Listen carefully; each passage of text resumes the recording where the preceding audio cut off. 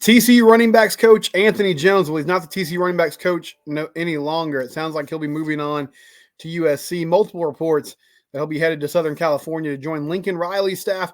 What does that mean for the Frogs now? Locked On Horned Frogs coming up next. It's your team, and we do it here every day. You are Locked On Horned Frogs, your daily podcast on the TCU Horned Frogs, part of the Locked On Podcast Network, your team every day.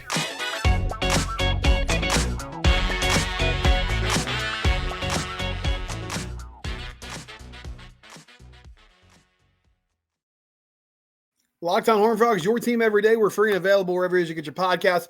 Subscribe to the YouTube channel. Subscribe wherever it is you listen to podcasts in its audio variety. I'm Steven Simcox, your host. You can tweet at me at SimcoxSteven. So this has been rumored for a little while now. I think late last week we started to see some reports about it. Anthony Jones, running backs coach at TCU, came over from Memphis, spent 2 seasons with the Frogs. Did a really nice job. Put Kendre Miller in the NFL, put Amari DiMercato in the NFL. He recruited Cam Cook. He recruited Nate Palmer and Jeremy Payne. All those guys were 4-star talents coming out of high school. Cam Cook presumably will be your starting running back this upcoming season. I guess we'll have to see now what happens with him, with Coach Jones moving on. But reports come out from 247 Sports and Football Scoop that he'll be leaving to take the job at USC, that same position, working with Lincoln Riley. Of course, USC is making the jump to the Big Ten, which along with the SEC is the power two now in college sports. And I also think just working with Lincoln Riley, for Coach Jones, who I'm sure has aspirations to be a head coach like most assistant coaches do, working with an offensive mind like that is going to be good. Lincoln's kind of the premier offensive mind, in the country right now. I know he's struggled in the playoff situations and struggled with talented quarterbacks, or not really talented quarterbacks, but struggled with his teams despite having super talented quarterbacks like Caleb Williams, who seems like a generational talent. But bottom line is he puts up crazy numbers on offense. So he's going to make that move. Unfortunate. It's a big loss. There's really no way to get around it. Now, one thing about Sonny Dykes that I think has been true about his tenure here and at SMU and other stops is he hires well. He found Anthony Jones when Rashad Samples left a few years ago, and Anthony Jones was at Memphis, had done a good job there, had put Tony Pollard and other players in the NFL. He got Coach Jones over here.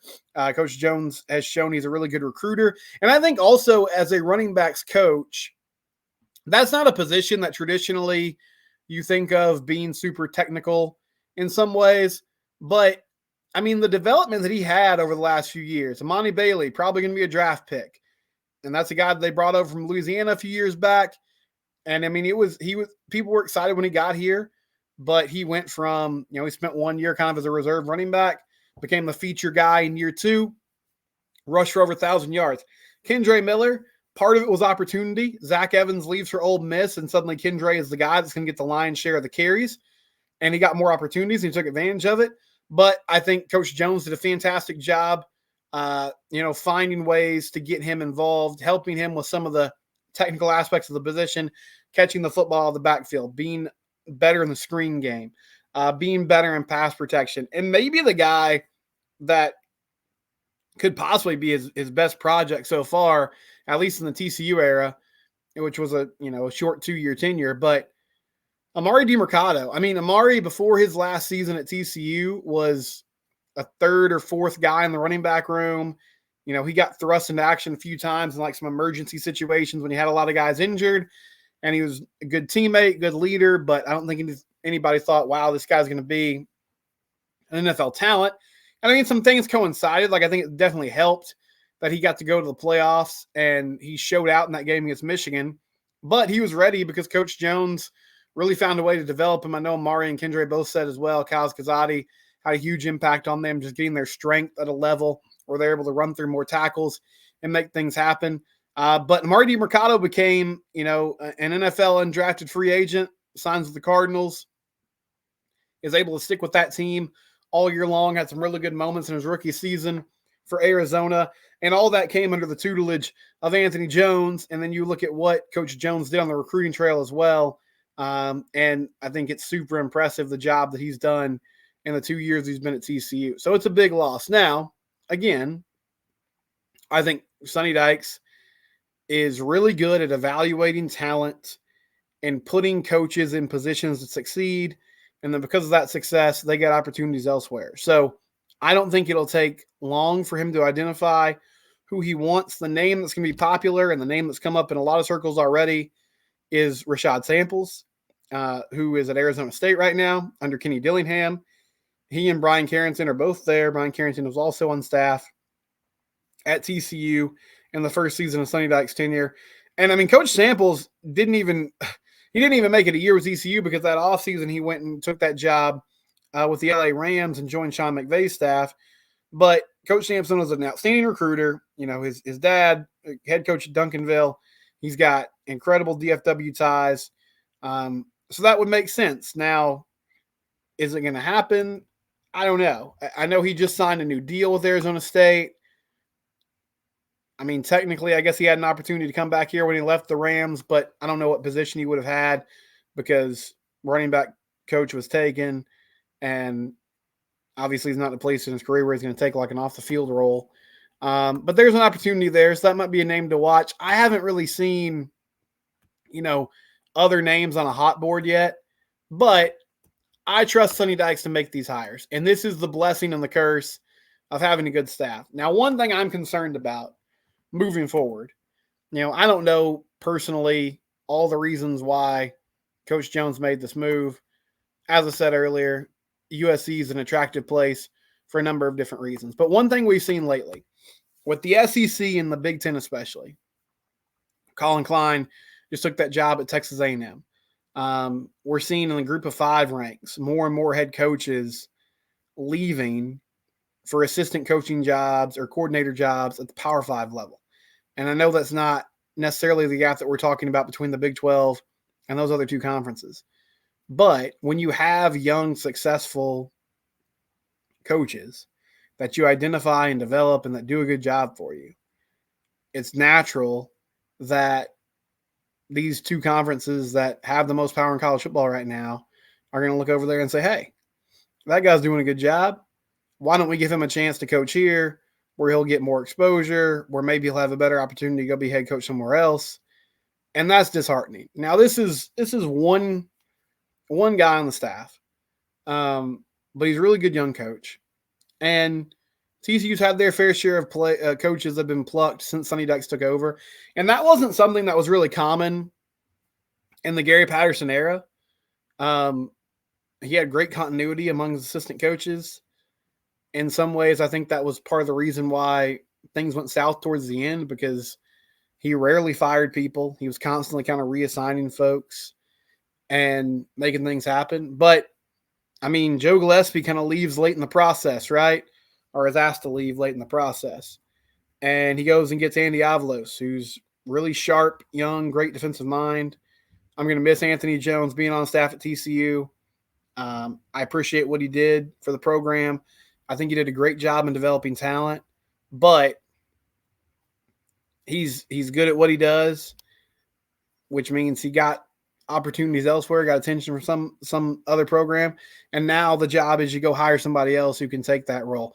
One thing you also wonder about as we are in the middle of the offseason here, whoever you hire, this running back room is pretty thin at the moment, right? Corey Wren hit the portal the other day. So now we're down to Cam Cook, Trey Sanders, and then you got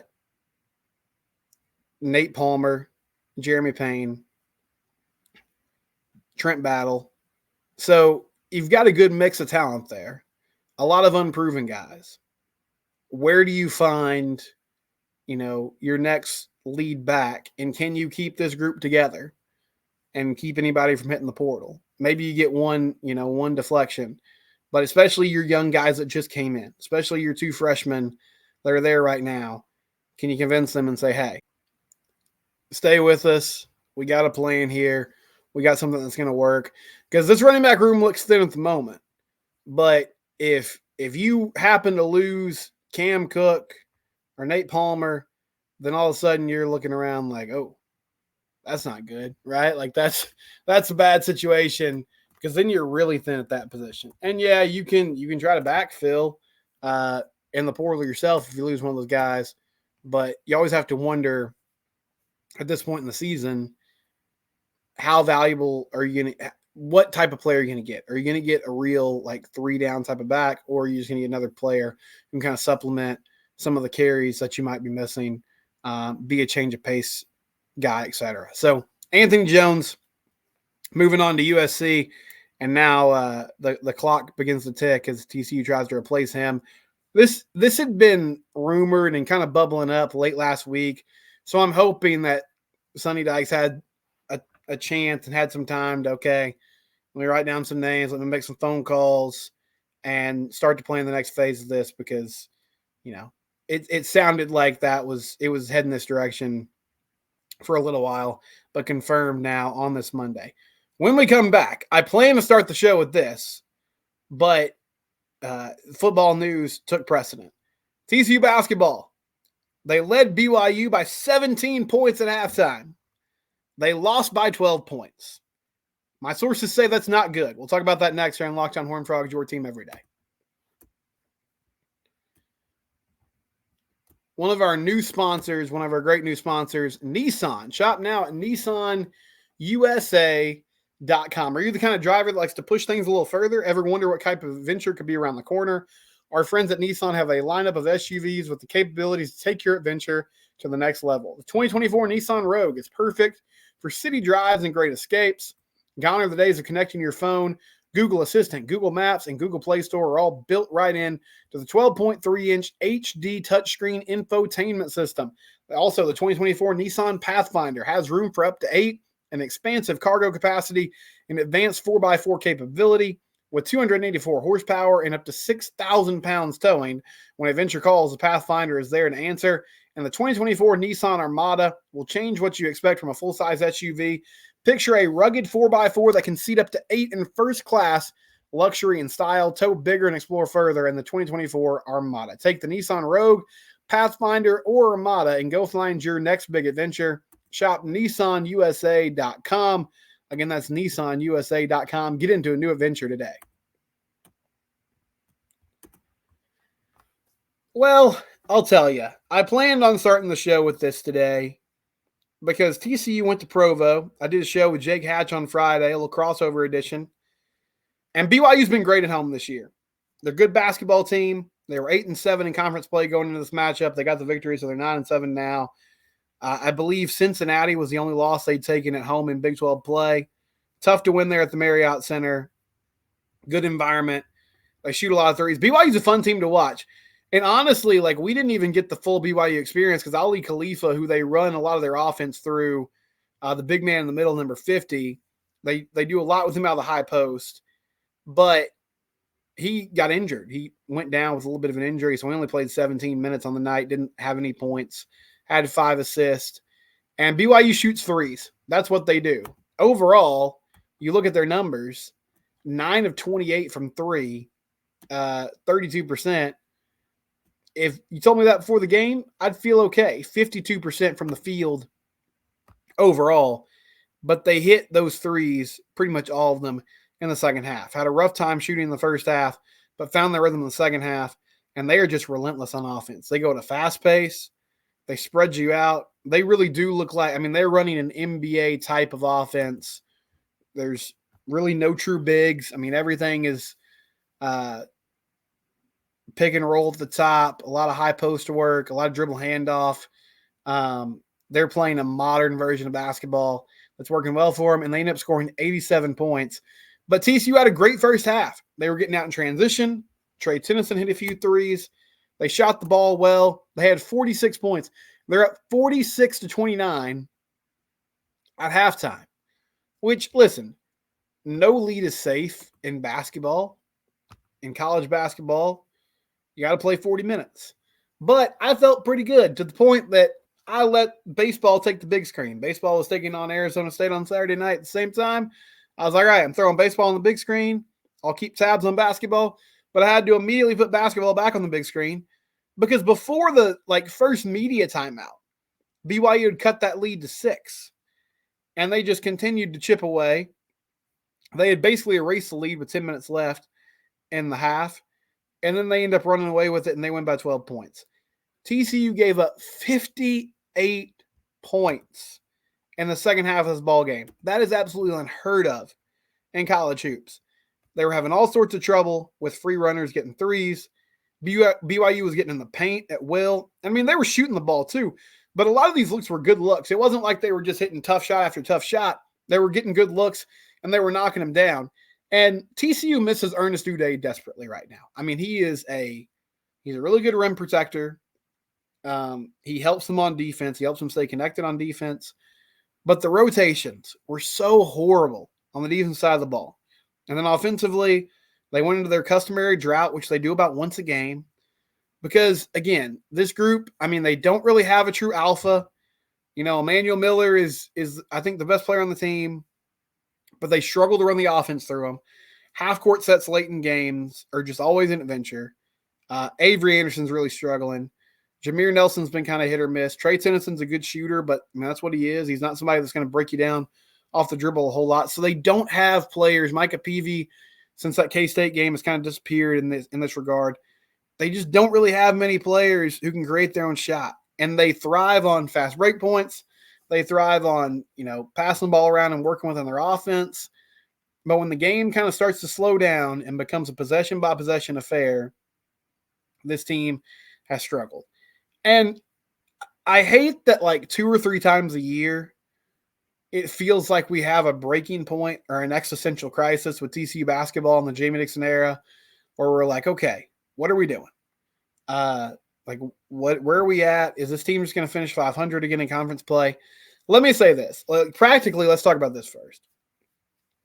This, again, not a bad loss in a vacuum, similar to losing to Texas Tech on the road or Baylor at home. But much like the Tech game, you had a chance to put a nail in the coffin and get a victory and end this thing and go on the road and get a huge win, and you couldn't do it. Now you're 8-8 in conference play. I was looking at bracketology this morning. Joe Lunardi has them as a 9 seed, playing Florida, and then they would get UConn. It's the 1 seed in that region, which, I mean, one great thing about playing in the Big 12, you're not necessarily going to be scared from anybody because, I mean, TCU played Houston earlier this year, even though I think when they played Houston a month and a half ago as opposed to the Houston that's playing right now are very different teams. But still, they're playing the best competition in the country. I don't feel like they're just going to be completely intimidated by UConn, but I have no faith that they would go win that ball game, and they'd have to win the first round game first. CBS Sports also has them as a 9 seed. And I can't remember who the first round matchup is, but they have the 1 seed in that region is Arizona, which Arizona is also really good, can score a lot of points, and I think that's a tough matchup for TCU. First things first, you got to make the tournament. You need to win at least one of these games. I think if you finish 9-9, even if you drop a first round game in the Big 12 tournament, you feel okay about things, but you're dancing a little bit on selection day. If you go 0-2 here, then you're in trouble. Like, you're probably missing the postseason, at least the NCAA tournament. Obviously, they make the NIT. You got West Virginia on the road on Wednesday, and then UCF at home on Saturday. Should be favored in both those games. Now, they've never won in Morgantown. Not like recently ever. They've never won in Morgantown. And this West Virginia team, like, this is the team to beat. But it's been a while since they won a game on the road. K-State, I guess 2 weeks ago. But still, I don't feel like you can just rubber stamp that as victory. I feel pretty good about UCF at home, but you got to go win the game, right? I think they could go 2-0 here and finish 10-8, and that would at least put them in decent position to make the tourney. The question becomes, this team moving forward, it's so hard to say. Like, this would be 3 straight years of tournament appearances, which is historic for TCU. I totally understand why some people would be frustrated with first-round exits and not be satisfied with that. I'll be honest. In some ways, I think this team has overachieved a little bit. I don't think this group – well, let me say this. Here's my frustration with Jamie Dixon. I don't think they're playing a modern version of basketball in 2024. If you're going to play basketball now, no matter what the level is, you have to have elite guard play. You have to shoot the ball. You have to have shooters. And not just like your guards. Like everybody has to be able to shoot. Maybe you can get away with a center that's still kind of a big plotting, rebounder, rim protector, can play down low. But 1 through 4, you better be able to shoot. And Emmanuel Miller can hit the 3 occasionally. Micah Peavy's really improved. But Avery Anderson and Jameer Nelson are volume scorers. They're not great shooters. Trey Tennyson's really the one guy that's got a pure stroke, and he has gone through a little bit of a rough stretch, even though he went 3 of 5 from 3 against BYU, and hopefully he's figured that out. You got to play 5 out. Like, you have to run everything through your guards. You look at the good teams in this league. You look at what BYU's doing. You look at what Baylor's doing with the 4 guards they can run out there on any given night. Kansas is a little bit different because they have Hunter Dickinson, who can dominate things down low, but they still have guards that can play and still get guys that can shoot. And the traditional Jamie Dixon basketball team that is uber athletic and long and defends well and likes to get out and run, I'm not sure that's a winning formula in today's era of college basketball. I think it has a place. I think they can overwhelm some teams. And it's shown that it can get you to 500 in Big 12 play and get you a tournament berth. But I don't really know what you can do beyond that. Now, you've got a good recruiting class coming in next season, and you're really going to revamp this whole roster. So what can you do in the portal? But it's clear that TCU's committed resources to basketball. I mean, this transfer class they had coming in this year was very highly rated. Ernest Uday was really sought after. Jameer Nelson Jr. was highly sought after. Avery Anderson had a ton of experience. You get the picture. Can he bring young guys in next year and develop them and start to play a more modern version of hoops? If he can, then I'm all on board moving forward. But I think next year is a huge year for him. And the ending of this season, too. Can you make the tournament? And can you make some noise? But it starts with going on the road to Morgantown and beating West Virginia. That's going to be step 1 for this team when they get that game on Wednesday night. TCU baseball's 12-0. Should we be concerned about the bullpen? Can you really complain when a team's 12-0? Well, we'll talk about it next. We'll try here on Locked On Horned Frogs, your team every day. FanDuel, they got this great deal going on right now. One $5 bet. You win that bet, and you get $150 in bonus bets. That's one $5 winning bet. Get you $150 in bonus bets. That's at FanDuel.com/lockedon or on the FanDuel app. That's the best place to win. New customers, $150 in bonus bets with any winning $5 bet. Bet on the NBA. Teams, players, props, parlays, everything available for you there. FanDuel, official betting partner of the NBA and proud sponsor of the Locked On Network. Get into FanDuel today. Proud sponsor of the Locked On Network. So TCU baseball is 12-0. They went to Globe Life Field this past weekend. Beat USC in 11 innings on a walk-off by Sam Myers. That game was on Friday night. Beat Arizona State on Saturday, and again had to come back after a rough inning where they fell behind 7-5, but they put up 6 runs of their own in the next inning, took an 11-7 lead, and held on for an 11-9 victory. And then on Sunday, played USC again and won that game 9-5, and really led that one for the majority of it. One scary moment in the ballgame, Zach Morris took a line drive off the face, and TCU baseball shared a picture that showed he had a pretty large black eye there, but the Sunday starter went down. He only went 1 inning, so it was a bullpen day. Storm came in and pitched a few innings, did a nice job. The pitcher of the day was Mason Bixby, the freshman, who came in and was throwing like 98, 97 at times, went 2 innings, shutout baseball, looked really good. So hopefully Mason's part of the bullpen moving forward. You know, that's been the big issue for this team. On Friday, Ben Abelt blew a save. Didn't look like himself. Now, Kirk Sarloo said after the game to Jamie Plunkett and others in the post-game media scrum, he was like, that was my fault. You know, TCU was in the midst of playing 5 games in like 6 days. And that was the third time Ben had been out there in 4 days, and he just wasn't himself. Control wasn't there. He walked guys. He hit a few guys. He wasn't hit hard. He just didn't have any control. So hopefully Ben can round into form. I'm not super worried about him. And part of me thinks, like, the pitching is an issue. I do feel like as the year goes on, though, and as the pin rotation gets shorter, you know, you got Luis Rodriguez, you've got Ben Abelt, you've got Zach Collier, Kyle Ayers had a good Friday appearance.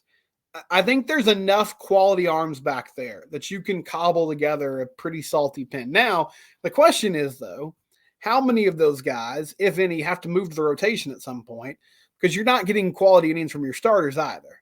Cole Klecker looked really good on Saturday. He went 6 innings, only gave up 1 run. It kind of got all undid because Arizona State scored 5 runs in the 7th and took a 6-5 lead. But he looked really effective. And I think eventually Cole Klecker is going to settle into being an ace of the staff again. Peyton Tolle struggled on Friday night. He's struggling at the plate. He's struggling on the mound. He's got good stuff. He strikes people out, but he loses control at times, and he doesn't go deep into games. And Zach Morris is a similar story. And so conference play starts this next weekend. Now, this team's 12-0. They've shown great determination. And one thing that's very clear, they can flat out rake. I mean, they can hit the baseball. And that's with a guy like Peyton Tolle, who you thought was going to be a stalwart in the middle of this lineup, not really hitting. Anthony Silva, Peyton Chatinier at the top of that lineup, Carson Bowen, Sam Myers, Curtis Byrne, Ryder Robinson. The list goes on. Chase Brunson, the freshman. The list just continues to go. That lineup is deep, and they are going to hit pitching all year long. It's really just a matter of, okay, can TCU find the right combination of arms to make this work throughout the entirety of the season? And I trust Kirk Saarloos and Dave Long to do that, but, you know, it's one of those things where we talked a lot this year about how deep their arms were, and as the year continues to go on, I'm kind of like, okay, maybe there's a lack of quality there. I think there's enough guys, though, that you can find a good rotation of different pitchers and matchups as the season continues to roll along. They play Abilene Christian on Tuesday, and then a series in Lawrence, Kansas against the Kansas Jayhawks Friday, Saturday, Sunday as Big 12 play begins. We'll be back tomorrow. It's Locked on Horned Frogs, your team every day.